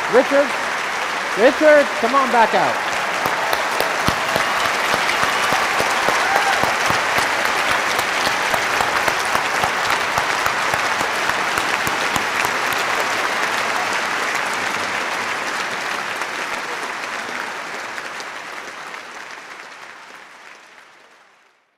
Yeah, my name is Dr. Ron Woodworth. I finished my graduate studies here at Arizona State University and did my doctorate in religious studies at Trinity Seminary. So I really enjoy the opportunity to come in and hearing you. Dr. Dawkins, I've studied a lot, and Lawrence, this is my first time I've heard you, but thank you for your sharing as well. My main argument or critique... you have a question? Yes, this is it, and it's based upon my main critique. Okay. My main critique is I don't think that it's necessary to join together a scientific inquiry, regardless of how speculative or dramatic it may be, with an atheistic proposition. I'm not a scientist. I know several scientists. I've interviewed them from here and elsewhere, as you have. And here's my observation. As long as scientific inquiry is possible, which would be as long as matter exists, there can never be ultimate proof of God's non-existence. And I think, Dr. Lawrence, you were making that observation a little bit more, but I just want to end it with this little statement, and this is Hebrews 11:2. Believe it or not. Well, okay. I think you made your point. I think you made your point. I'll respond to this one. Does that sound good? Or you could take a crack at it too. Okay. But let me just point out, I agree, as I said before, that personally, that obviously we can't, there are limits to our knowledge. And by knowledge, I mean empirical knowledge, because for me that's the only kind of knowledge. But there's a famous biologist whose name I can't remember, and you might remember, who said, when I go into the laboratory, I behave as if I'm an atheist. I don't think there's someone twiddling the dials or determining the results of my experiment other than so all my physical effects come from physical causes. And so actually, the key thing about science and God is that God is irrelevant to science. I think that's what another thing that Steve Weinberg said is that, well, maybe to you, but not to every scientist. The good thing is I'm up here, so I get to talk. Okay. Sorry. What Weinberg said, which I think is really important, is that my mind just went because you brought it up and I had to be rude to you. Thank you. That we can forget it. I can't. Well, remember. I mean, you can go. I'll come in a second. The fact is, we discussed exactly this question, there's nothing more to be said. I mean, we both said what we had to say at some length during our discussion. Yeah, I think that, yeah, probably, okay. I'll remember what I was going to say, and I'll come back and answer someone's question with the answer to that one, probably, but yes, okay. Hi. I teach public school, 8th grade, and my question is, why does the educated in this country tend to go towards universities? And then we have this sort of glut of people who are doing something great, like, physics or biology, and not so many people who can get the good word out there and have people know about science. So what can we do to address that problem? Which problem? All of them. I mean, there are a lot of there are tremendous. One way we could address problems, and I think we're both interested in this, and I will say the Origins Project is particularly interested in this. Is part of the problem of science education is the fact that the people who are teaching science aren't comfortable with science. That in this country, over 80% of middle school science teachers don't have science backgrounds, and that means that they're uncomfortable. I've seen it happen when my own daughter was in school, that her teacher was uncomfortable talking about basic properties of nature, and that lack of comfort goes across to the students. So we have to do a better job training teachers and also encouraging people who have science backgrounds to go into teaching. And that may mean, in my opinion, doing some things that are not particularly popular, like maybe paying science teachers more.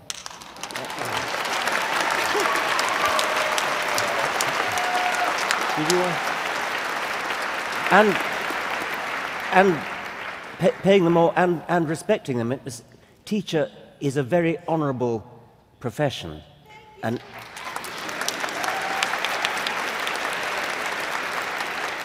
so qualified scientists who've done a university degree, done a PhD in science, should consider teaching as one of the best things they could possibly do with their science degree.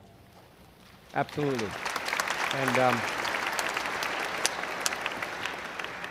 and we will, as long as we're here, we're going to do what we can to. And there's a big program here at ASU to put an advertisement to try and in fact improve the teaching of training of science teachers and to encourage kids to go into science teaching, and it's of vital importance.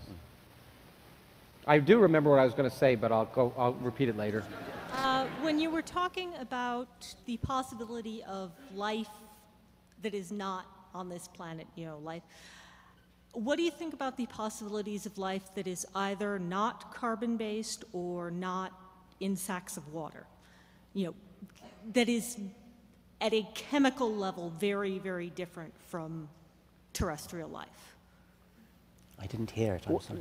What she's saying, what about the possibility of life that basically is not chemistry? Or not necessarily not chemical, but not sharing any elements of biochemistry with the life we're familiar with, either not based in carbon or not floating around in water? I mean, I'm fascinated by the possibility, and we were discussing this, the possibility that a form of life might exist which is entirely different. And whenever I meet chemists, I try to persuade them to speculate about possible alternative biochemistries. I mean, could you even imagine a non-carbon-based life form, for example? And you think about what's special about carbon, its capacity to form long chains, loops. I think there's one other element that has that.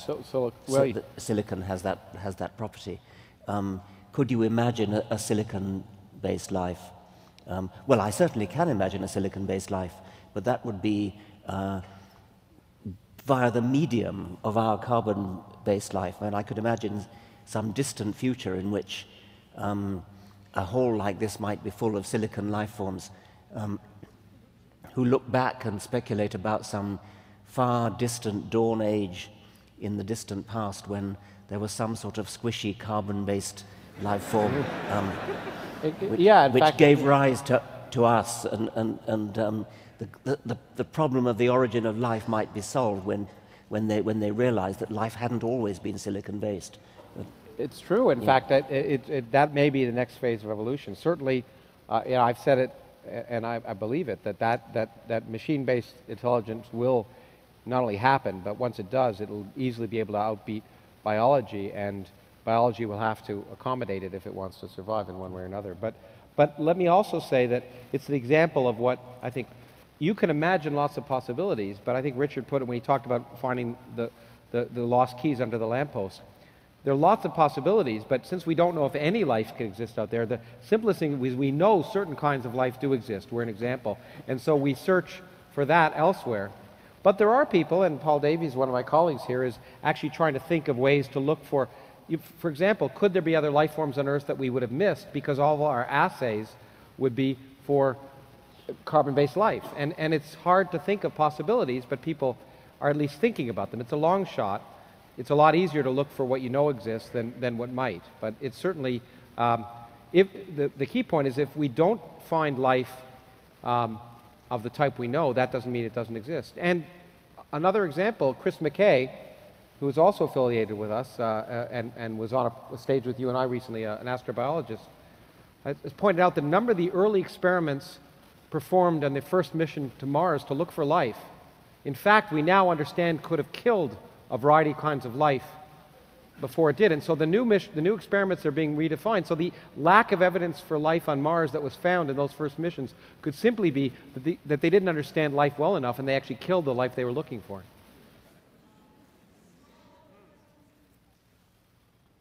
Yes, you mentioned the fact that you might be preaching to the choir or the converted in your discussion earlier regarding several of the ideas.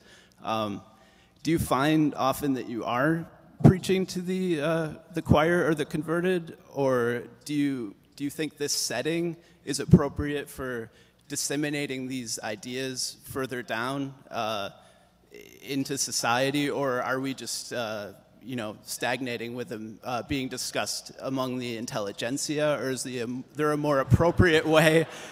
Is there a more appropriate way to disseminate this information further? Well, first I'll say I know very few places. I'm always proud that we can get 3,000 people from Phoenix to come to these things. So, but I will say it requires going to lots of different places, and I think it requires people. We have a bigger soapbox than some, but a lot of people say, "What can I do?" And I think each one of us who's interested in science education and reason has a forum. You go into your kids' schools or into your churches or wherever and talk about what's sensible. And we all have to be evangelists for science because God knows, forgive the expression, there are lots of people every day arguing against science around the country, and it requires the work of everyone, not just us. I do think that scientists have a responsibility which not all of them bother with to talk widely and to stand up and be counted on some of these controversial issues. And so when people say that Lawrence and I and some of our colleagues are strident and shrill, it's because many of our colleagues just get on with their work and don't bother to stand up and say what they think. And I would appeal to scientists to, well, I'd almost say join us on the barricades, because we're feeling lonely. And let me add to that. It is terrifying to I mean, this is a friendly audience, it seems, but to go into an environment that if you're an academic in particular, you're used to audiences that are quite sympathetic, and it is very difficult to go the first time you do it to an audience that might not be. But in fact, I think it's, well, give an example. I was on Fox News a few years ago, and well, news is, I don't like to use that word when I went Fox, but I was on Hannity and Combs, okay, and I was debating at that time with the heads of the Southern Baptist Coalition. And I felt, couldn't get a word in edgewise, clearly I got yelled down, but I did make a single statement, which was said without interruption, happily, and it was that you don't have to be an atheist to accept evolution. And I got more mail from people who accused me, in fact, of being humble, which was the first time I'd gotten that, but people who have been told every week in church and everywhere else that science is akin to atheism. And I think the point we've made is that atheism is irrelevant, God is irrelevant to science. Evolution happened regardless of what you believe. So I think that single statement, even though I felt intellectually raped after that program, was worth going on the program and saying, because I think that's the kind of thing we need to counter, those lies about science. I quite like to just sort of disagree with Lawrence for the first time this evening. I quite like the idea that people are being taught in their churches that evolution is incompatible with God, because we absolutely can demonstrate that evolution is a fact. Good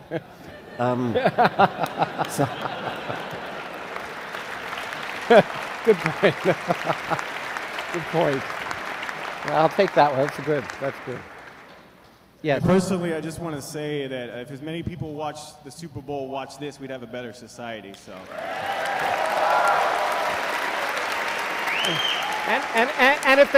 And if they paid as much for our commercials, then it'd be a much better. You're right. You're absolutely right.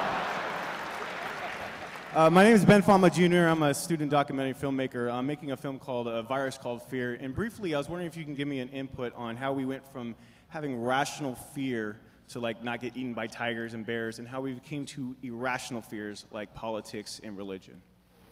Did you hear that? I didn't hear. The problem is the loudspeakers are facing the audience. Should I speak a little bit louder? Can you hear me? No, not louder, slower. Okay, I'm sorry. I'm from Las Vegas. Everything's really fast. There's an echo here, that's all.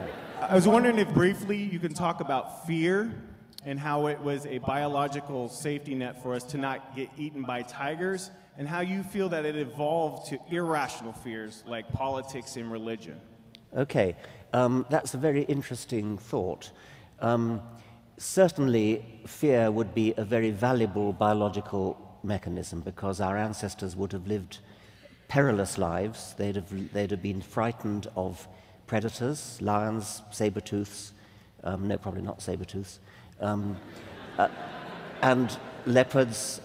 They would have had disease would have swooped without warning, without explanation, so they would naturally have tried to think of ways to avoid these terrible dangers.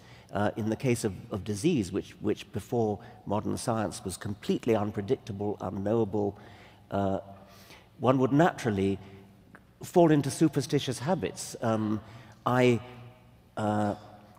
scratched my left ear, and something terrible happened. So maybe I should make sure I don't scratch my left ear again. These are superstitious responses, and when you're living in a world of ignorance, then if you're governed by fear, you could very well make up superstitions. Pigeons do it in Skinner boxes. Skinner himself did a very interesting experiment in which he put pigeons in a Skinner box is a cage in which if the pigeon does something like peck a key, it gets a reward, and pigeons readily learn to do that. Skinner put his pigeons in Skinner boxes where absolutely nothing that the pigeon did had any effect whatever, but nevertheless, at random, rewards were delivered, okay? Which is sort of like our ancestors' world. And then, if he came back after a few hours and saw half a dozen pigeons under this regime, one pigeon would be preening under its left wing, another would be turning round in circles, another would be scratching the ground, another would be wiping its head on the ground, and another would be facing into the bottom left-hand corner. Each pigeon had superstitiously done something, accidentally been rewarded because that's when the mechanism produced the food, and carried on doing it. And so each pigeon became a kind of maniac for doing a particular ritual, which is exactly like one tribe sacrifices a goat in order to make the rains come. Another tribe gets down on its knees and faces Mecca and prays 5 times a day, whatever it is. Each tribe develops its own superstition in order to get rewarded, and of course in order to avoid being punished, in order to avoid the fearful consequences of random events which they had no control over. Nowadays, increasingly, we understand where danger comes from, we know where disease comes from, we don't know exactly, but approximately. We know how to control our world to an increasing extent, so we can afford to throw away those superstitions. Unfortunately, enormous numbers of us, the great majority of people on this planet, have failed to wean themselves off these primitive superstitions. Let me just add one thing, because this was a difference. Well, I'm happy to applaud that, in fact. But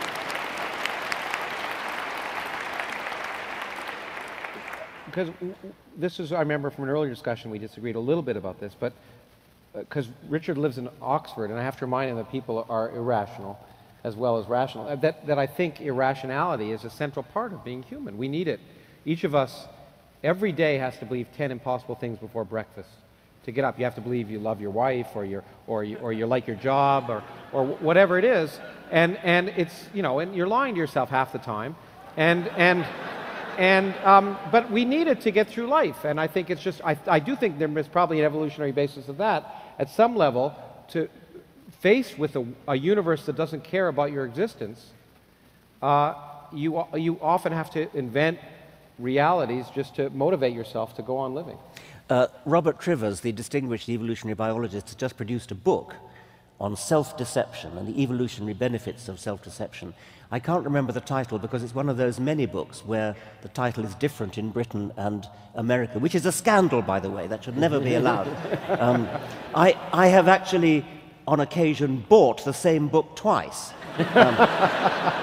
And even worse than that, you know how Amazon puts up, if you like this book, you'll probably like this one.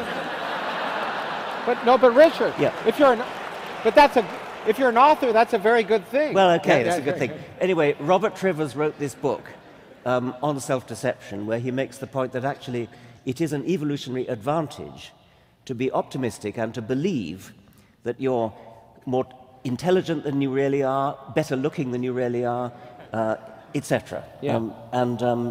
So there is real merit in what you've said.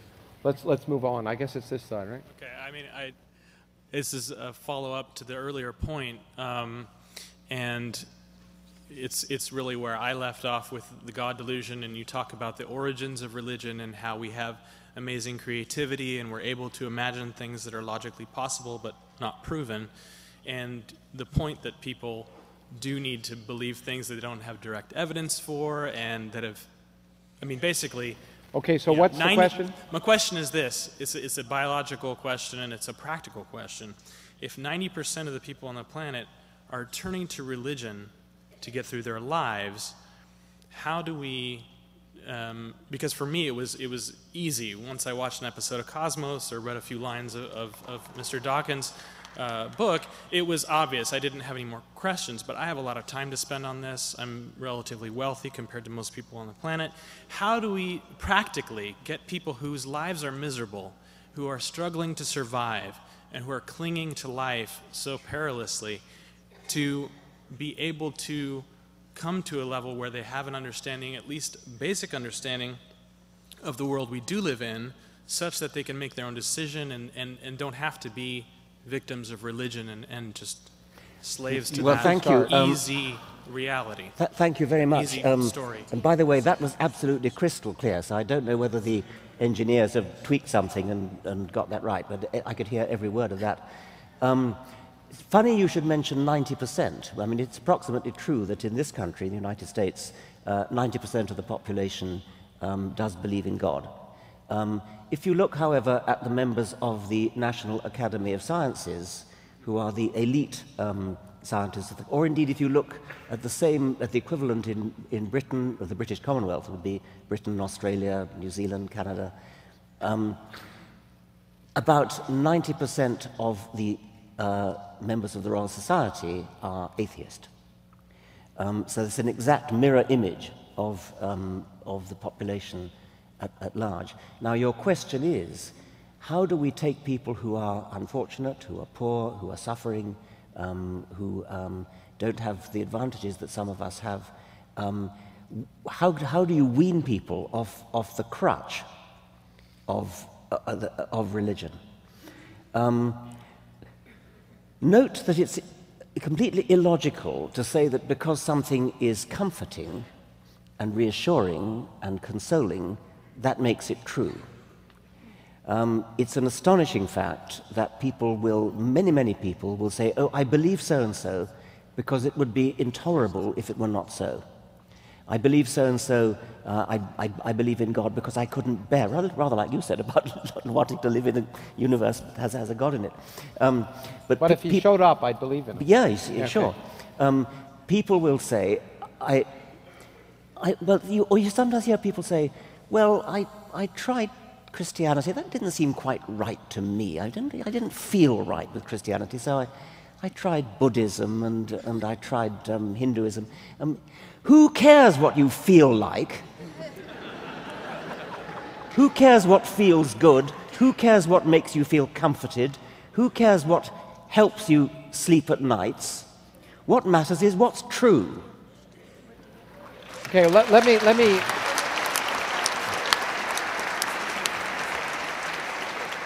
me try and suggest a kinder, gentler response to that in some sense. Although I think it's really important, and it should have been said at one point tonight, and you said it, but I want to make it reiterated. The lesson of science is that the universe doesn't care what you like. And it doesn't care what you want. It is the way it is. And if we could just convince people of that, that would be profound. But I think you've hit it, obviously, a major problem. I think there are two practical potential approaches. One is, many people, you were just in India, and I've lectured in India, for example, and I see these kids. I've never felt more like I was going to be crushed by kids interested in learning, because they realize that if they become scientists or engineers, it's their ticket out of poverty.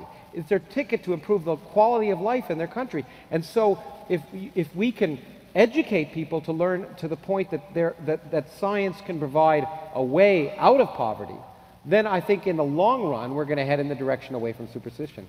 The other thing, and I once wrote a piece in Scientific American called "Educate Women, Save the World," and I really mean that. I think if we look at probably the major way to improve society, it is looking at those societies where women are subjugated, and usually because of religion.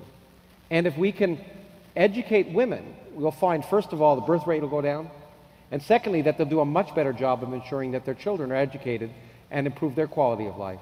So one of the areas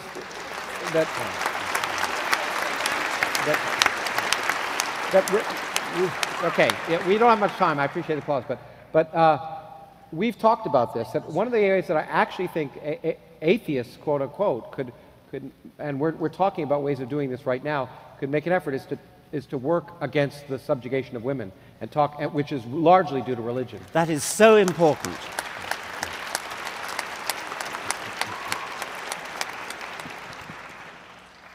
So I hate to return the conversation to science education again, but I feel that, you know, like Jefferson, democracy and demands informed citizenship, and I'm concerned about the science teachers that you said don't know science.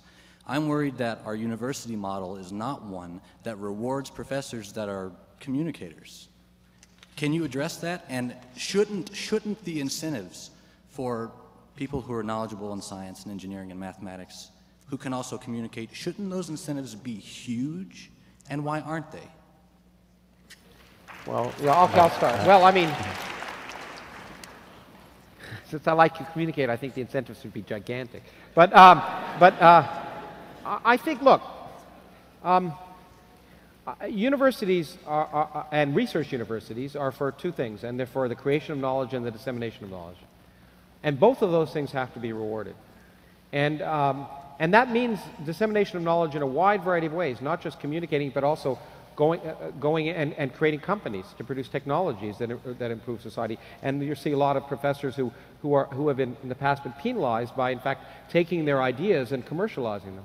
I think we need to, science and education work best when we reward those people who are talented at whatever they can do.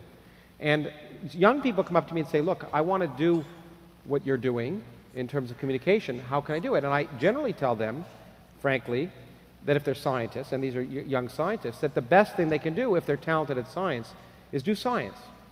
And look for every opportunity to communicate. But the better they are at their science, the more opportunities will arise for them to reach a broader audience. So I think you're absolutely right. We have to, as Richard says, we have to recognize, appreciate, and provide appropriate pay for teachers. It's essential. But not everyone. I've often said this. It's important to me that not every scientist goes out and talks to the public. There are a lot of my colleagues I want to keep away from the public. And so I think you have to balance it. I think you have to reward both. I think it's also true that until fairly recently, scientists who were good at communicating were not well rewarded. I mean, the notorious case of Carl Sagan, who was obviously a superb communicator and a great scientist as well, as it happened. But he was denied fellowship of the National Academy of Sciences, almost certainly because of jealousy, actually. I mean, because he was popular, because he had a huge following on television and for his books, this actually counted against his election to the National Academy. And I think that's changed. I don't think that would happen anymore. I mean, it still happens, of course. Jealousy is jealousy, but you're right. I think it has changed, and I think it's changed partly because scientists have recognized, and I know in this country, for example, the death when the superconducting super collider was killed, my community of scientists realized that one of the reasons was, well, it was our fault. We hadn't communicated why people should be willing to spend money on such esoteric, what seemingly esoteric questions. And I think scientists are realizing more and more, and it's a self-interest, but that's fine, that the health of science requires, and it should require, us to explain to the public why we're doing what we're doing, because the public is funding us. So I think there's more appreciation because of that. Yeah. I would just like to tie back to this gentleman's question here, and it was something that I've been wondering for a long time. A lot of people have been asserting that we are heading away from Darwinism. We are de-evolving. Those people that you see around you are educated. Those who have degrees in bachelor's, master's, above are having 1 to every 3 children. So we educate women, we bring their birth rate down. How and what implications is this going to have on our society as those who are more educated and who are expanding their horizons are having less and less children and having less and less effect on those who are having more children? I just had an argument with somebody who told me the Earth is 6,000 years old and science is a conspiracy theory. I had nothing. Okay. Do you want to touch that? Really I think the point, it. as I understood it, was that if we dissuade people from having children, and the people who don't have children are going to take over the world. I mean, people who do have children are going to take over the world, and I think that in fact that's been the policy of a number of religions, the Orthodox Jews, Catholics, Muslims on the whole. That point is to take over the world by breeding, and And I think the answer is that my own sense is that, first of all, when people tell me, you know, I'm educated and therefore, and I'm wealthy and therefore I should have more children because I can do it. It just seems to me to be incredible, an incredibly effete attitude. That they have a right and more, and that they have a right, and somehow they can give a greater gift to the future by having children than anyone else. The wonderful thing about genetics, as far as I can see, is that from a slum in India, you can get one of the greatest mathematicians in the world, and so I just take that argument that the people who know something should have more kids as just ludicrous. Just ludicrous. Dr. Krauss, I think your book is speaking to ultimately the answer to my question, but I'm going to ask my question anyway. So we know that the universe was created from the Big Bang. My question is, what created the Big Bang? Where did the stuff that created the Big Bang come from? Well, I would say read my book, but but more importantly, buy my book. But I'm going to. But in any case, what is let me just give a 1-minute answer because it's a long. What is remarkable is that you know, to create stuff, it sounds like you need stuff, and to create stuff, and the conservation of energy, you would think, and this is one of the arguments often used, conservation of energy means you can't start with nothing and have a universe with something.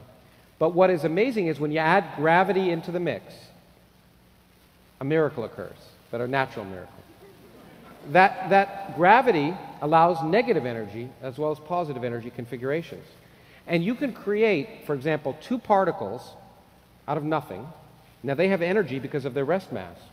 But if the gravitational field they're in is strong enough, the gravitational potential energy attracting them together is so strong and negative that the sum total of those 2 bits of energy can be precisely 0. And you can create those particles with impunity. And in fact, that happens, we think, near black holes, and in fact, it will happen in empty space. And so, in fact, to create stuff, you don't need stuff, you just need nothing, and in this case, quantum mechanics. That's the short version, but the long and much clearer version is in the book. Thank you so much for both of you for coming. I have a question for Professor Dawkins about the role of the humanities in human affairs. You've spoken with great eloquence and persuasiveness about the value of science, and with equal eloquence and persuasiveness about the lack of value of religion. Where do you see the humanities? By humanities, you would mean literature, history, study philosophy. of history, literature, languages, arts. I mean, immensely valuable. Some of the crowning achievements of the human species lie in the humanities. I see no problem with that at all. I'm proud to be a member of the same species as Shakespeare and Beethoven and Michelangelo. So I have no quarrel with anybody who wants to make a career out of the humanities and wants to study them, a professor of history, professor of literature. These seem to me to be the right sort of things to be going on in a university and in a culture. I would accept, E-X-C-E-P-T, I would accept theology from that. Because theology, it seems to me, unlike those other humanities that you mentioned, is not a subject at all. Yeah, it's an embarrassment. I agree. Yeah. As Jefferson said, a professor of divinity has no place in our university. And he created a university, exactly. Yeah. And I agree with you 100%. I put out a challenge, and maybe some people here can try and match it. I've challenged theologians to give me a single example of a contribution to human knowledge that theology has provided in the last 500 years. And when I talk to major theologians, and I do, believe it or not, the answer I always get is, what do you mean by knowledge? And I point out, if I talk to a biologist or a historian or a psychologist, I get concrete answers, but they give me this epistemological... Anyway. Okay. But I do think we need to add to that professors of theology often do extremely worthwhile things.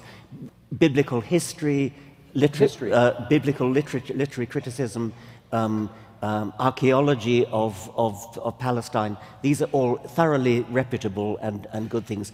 When I said theology is not a subject at all, I meant things like the theology of the transubstantiation of the Trinity, etc. That's not a subject at all. But of course, many people who are professors of theology don't do that sort of nonsense. They do proper academic studies of biblical history and literature and so on. And one last thing, I knew you asked Richard, but I'll jump in. I think that the thing that's really important to point out is there isn't a dichotomy between science and the humanities. They all do the same thing. They all give us a different perspective of our place in the cosmos. A good play does, a good piece of music, and so does science. And so they're all different parts of the same thing, in my opinion. Yes? Thank you. Thank you very much for being here and for taking my question. I was wondering about politics and religion. In a country where we have separation of church and state, why do we think it's okay to allow the policymakers and the politicians to use religious reasoning to guide legislation? So in something like stem cells or gay marriage, where the opponents of it will give a religious reason against it, doesn't that fly in the face of separation of church and state? Of course it does. Yeah, absolutely. And I think if we have a society where, the sad thing that Richard's pointed out, we have a society where we tolerate that. It seems acceptable. And people who bring up the problem are viewed as being strident or shrill. And an example which I created a few years ago, a group called Science Debate 2008, and now it's Science Debate 2012. We're trying to create a debate among the presidential candidates on issues of science and technology, which are actually relevant to the governance of. But when we tried, in fact, we came very close in 2008, but the candidates decided instead to have a debate on faith, which of course is completely irrelevant to anything that's going to matter, because they're all people of faith. But I think we need journalists to have the courage to point that out, and we need the journalists to be able to do that and still have papers that sell copies, and that's the hard part, I think. Maybe, I guess we're going to ask one more question, the last question. I'm the lucky one, thank you. I suppose, Dr. Dawkins, I would ask this to you. Is there a scientific basis for the concept of free will in human beings? And if not, is there a biological evolutionary reason why all of us believe we have free will? The late Christopher Hitchens, when asked, does he believe in free will, replied, I have no choice.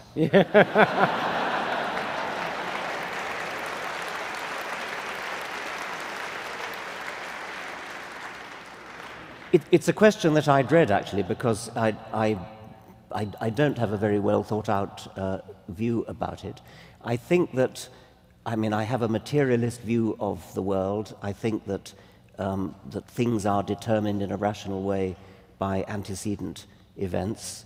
And so that commits me to the view that when I think I have free will, when I think that I'm exercising free choice, I'm deluding myself, that my brain states are determined by physical events. And yet that seems to contradict, to go against the very powerful subjective impression that we all have, that we do have free will. I think all I can do is recommend the works of my colleague Daniel Dennett on the subject, which are fascinating. And there's a new book by another one of our colleagues, Sam Harris, on free will is coming out. But yes. But I also have to agree that I think everything I know about the world tells me that there's no such thing as free will. I just think we act, but the world behaves as if there's free will, and so it doesn't make much difference. Just like the particles in the room, we can discuss them statistically, and they behave as if they can do things that they're not being forced to do. It's just statistics. And we behave as if we have free will because we live in a very complex world where there's so many factors influencing any of our decisions that you can't trace that free will down to its source. And so the difference between a world where we act as if we have free will, or it looks like we have free will, and we really do, in my mind is so minimal that it's a question for philosophers to worry about, but not me. And maybe with that, we'll thank you very much. Thank you very much.